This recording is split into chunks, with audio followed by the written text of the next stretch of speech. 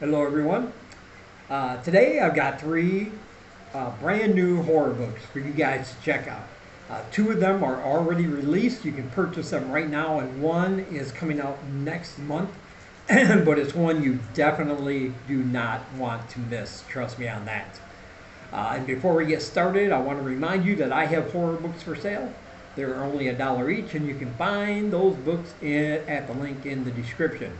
Don't forget to check out my Patreon for exclusive short horror stories, exclusive videos, and other stuff coming soon. There's only one tier. There's a link down below if you want to check that out and see what you can get. And don't forget to pick up your Read More Horror t-shirts. You always need a good horror t-shirt, right? Show your love for the genre. And you can find that at the link in the description as well, and there are many colors and sizes available. All right, let's get started. First book I want to talk about today is called The Redemption of Morgan Bright. This book is coming out next month. This is the pre-order book of this video, but you definitely want to get it. This is definitely going to be on my best of list of 2024. A lot of people have compared it to books that I really love, rightfully so, like The Last House on Needless Street by Katherine Ward. And I would say that's kind of an accurate description. But here's the thing. This book is about the woman named Morgan Bright. Her sister was in an exclusive, private, very mysterious mental institution at one point. But somehow she escaped, or she got outside of the gate somehow, and in doing so, she was killed. But nobody is forthcoming with Morgan about specifics. Like they kind of just brushed it under the rug, and she's getting no answers as to how this could be. How could somebody escape from this facility? How could somebody just walk out the front gates like that? But nobody's giving her answers. And so she decides she is going to commit herself to this institution to find out what's going on. And she does this by creating a whole nother personality. She spends a long time coming up with this personality, living a different life than what she's used to, using this other name, using this other background story that she's come up with for this other person she's trying to become, with the help of her male friend who's acting as her husband in this case. And finally, it comes a time when she's like, I'm going to now have myself committed to this institution. I'm going to get some answers. But here's the thing about this book. The personality she's created takes over from time to time. She now has kind of a split personality. And neither personality knows what the other one has been doing when it's been in control. So this personality, this other woman she's created, is inside of this mental hospital.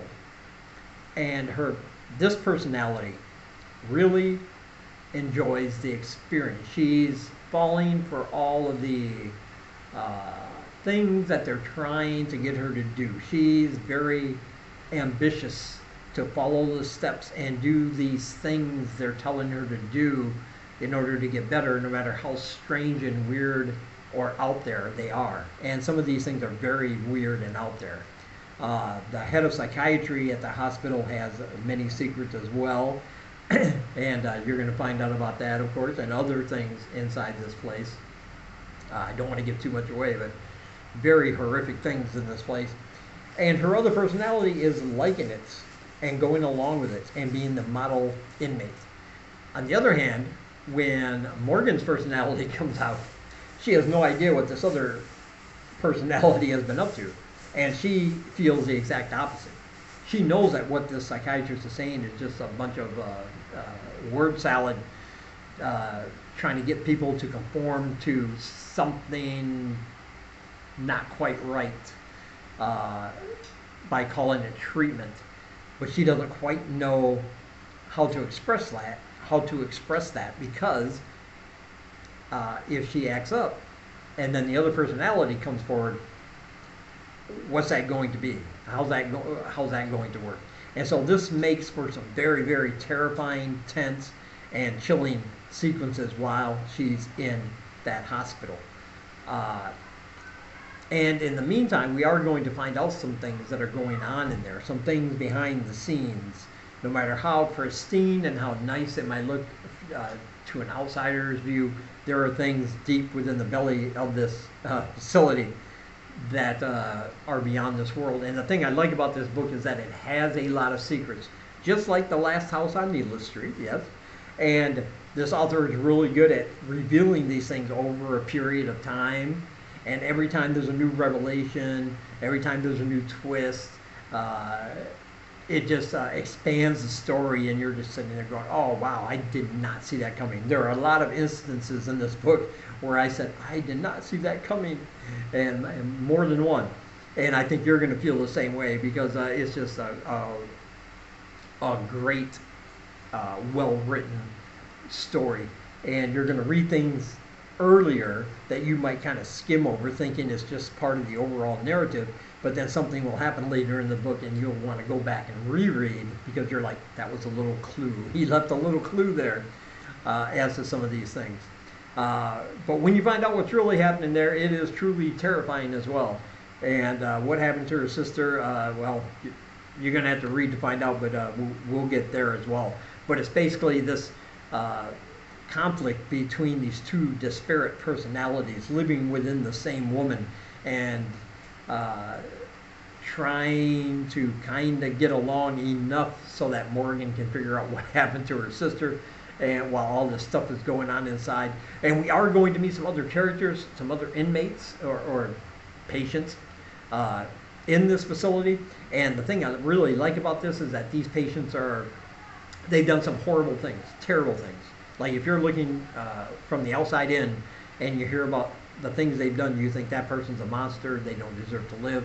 But he writes about them in such a way that he gives them a certain amount of sympathy, because yes, these things they've done are horrible, but did they do it of their own volition? You know, they all suffer from some kind of mental illness, so can they really be held responsible for these horrific acts they have performed? And so not everybody in there is going to be this big bad guy that's trying to kill people or anything. These are real human beings who have suffered greatly. And you can judge for yourself whether you think they should be punished for these things they've done, considering their mental illness. And that was just a great touch as well. Yep, it's one of my favorite books of 2024. Highly recommend it. And I will leave the pre-order link in the description. And next we have In Excess of Dark. Ooh, this one is grief horror at its finest, with a big twist in there. This is told from the perspective of one woman, and the thing about this book is that you know, I don't write grief horror because maybe I'm just not a very great writer, but there are only so many ways I think I can talk about how somebody feels when they lose somebody or something happens, and then I kind of run out of words for them. But this author is very, very good at this. Like throughout the whole book, she just uncovers layers and layers of grief in this story for our protagonist. And each one is more and more impactful. Like it never gets it never gets repetitive. You never think, okay, we get it. She's in greeting. Get on with it. Nothing like that. Each section, each time she describes something else is just another layer in this story, and she does it with such a deft writing touch that I'm kind of jealous that she can do it that well. Let's put it that way. But this book has a big twist, because imagine if you had the power to have all your nightmares or all the horrible things you're thinking, and when you think them or when you can dream them, they come true, even if you don't want them to, really, because we all have thoughts and like, I'd like to kill that guy, you know, I wish he was dead. When you're angry, you know, you don't really mean you want to see him get, you know, run over by a truck or anything, but imagine every time you thought something like that, you know, it happened in real life. That's kind of what our protagonist is dealing with here because of her grief. And in the meantime, she's also seeing shadow figures kind of following her and kind of creeping around her. She's seeing her dead relatives everywhere. And as the book progresses, we get more inside information about her past and what went on and different aspects about her life. And again, the whole layers and layers of grief, the different stages, and how she's handling and dealing with it is just superb. I absolutely love this. As far as grief horror goes, this is one of the best. You cannot go wrong. And I just want to say this, it's creepy as shit. That's not a blurb you put on a book, you know. People like more flowery words when they're doing blurbs. But if somebody said, oh, what do you think of this book? I'd just be like, well, it's just creepy as shit. Because it is. So there's my recommendation. This book is creepy as shit. You should buy it. It's available right now, and there's a link in the description where you can do it. And next we have Dirty Spirits. This is a great book. This is about addiction. This book is a book about addiction, but it's told from an occult, supernatural kind of perspective. You have a woman named Michelle. She is an addict. She's been an addict for a long time. She's been in and out of rehab, relapsing. In and out of rehab, relapsing. Currently she's with a man named Doug. Doug is not an addict, but he's a very nice guy. He accepts her the way she is. He's always there for her during her tough times when she's thinking about relapsing again, but she's been doing well with him so far. She has not relapsed since they've been together, and she's had his support. She had a fiance previously. His name was Liam. Liam's parents are rich, like old money rich. They live in a big, almost like a castle, a mansion, huge place. They have servants and butlers and, you know, the best that money can buy. You know, one of those kind of families. But they kind of accepted Michelle, even though she's nothing like that, into their family because she was with Liam. When her and Liam were together last, they both wound up in the throes of addiction again. Slowly killing themselves, their lives falling apart, their jobs are lost, no friends, and she decided to leave him, just trying to end her suffering. So she took off one day and just never went back. Now they find out that Liam is dead. Liam has died, and she wants to close that chapter of her life because she loved him, of course, and they had good times, but considering all the stuff that happened because of their addiction, it's a time of her life she could also wish she could forget. Doug is right there with her, but when she decides to go to the funeral of Liam, spending the weekend at his parents' mansion, which she has been to before, Doug has not, but Doug decides to go with her as support. That's it. He doesn't want to be in the way. He's kind of nervous about it. He's uncomfortable. You know, you're going to your girlfriend's ex-fiance's funeral, you know, at his parents' house. But he decides to go to support her, and things are not going to go well because this family, they have old money, but they also have old rituals and very old secret things that nobody knows about, things that are of the occultish nature that they wish to perform. And one thing you can count on is that Leon may be dead, but he has not given up on Michelle. As far as he's concerned, even after his death, Michelle is his forever. And something is going to happen. A ritual is going to take place that kind of fuses them together. Liam in the afterworld, Michelle in this world. And slowly Liam is going to start possessing almost Michelle. Now in the meantime, Doug has to make a decision. He loves her. He will not let her go. But he has to find a way for her to escape from this house, escape from these people, and take her with him, which they do not want to let him do, before he finds himself sacrificed. Because it's obvious that in the area they live, this family kind of owns everything, including the police, so they are going to be no help.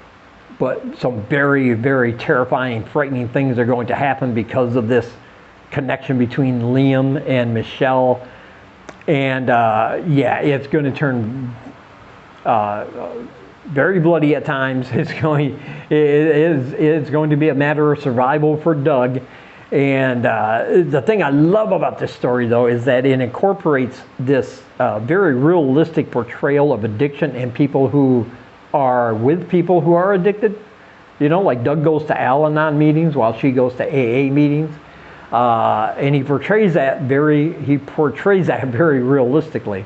He also adds some very dark humor in there. There are some scenes and some dialogue that'll make you chuckle. But at the end, though, he also manages to just give you all the feels. Like at the end of this book, when I got to the last page, hey, maybe I had a little tear in my eye. You know, maybe. I'm not going to admit to anything right here online, but you know, there might have been some moisture falling out from the area around where my ocular nerves are. Maybe. Seriously, it's a beautiful ending while still giving you dark humor. Very frightening occult situation dealing with addiction. It just all seamlessly transpires over the course of this book. And I absolutely loved it. I highly recommend it. And of course, you can find your copy at the link in the description. And as always, I want to say thank you for taking some of your time and spending it here with me. And until we meet again, keep reading spooky, my friends.